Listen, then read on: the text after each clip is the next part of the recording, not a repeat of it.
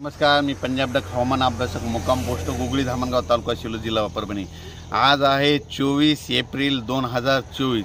म्हणजे आजपासून परत शेतकऱ्यासाठी अंदाज येत आहे। कारण की काय झालं की आता सगळ्या शेतकऱ्याच्या हळदी काढणं चालू आहे, कांदा काढणं चालू आहे। पण काय झालं, राज्यामध्ये अवकाळीनं इतका धुमाकूळ घातला आहे म्हणून हा अंदाज लक्षात घ्यायचा।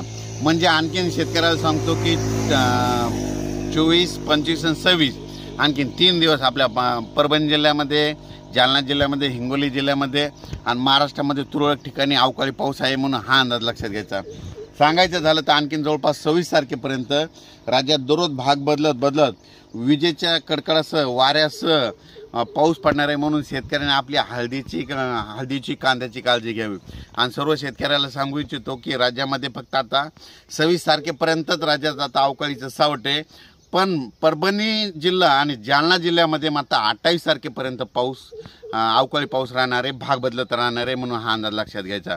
आणि शेतकऱ्याला सांगतो की त्याच्यानंतर 28 तारखेपासून इतकी उन्हाची तीव्रता वाढत जाणार की राज्यात उन्हाचा पारा जवळपास 45 अंशापर्यंत जाणार आहे म्हणून हा अंदाज लक्षात घ्यायचा।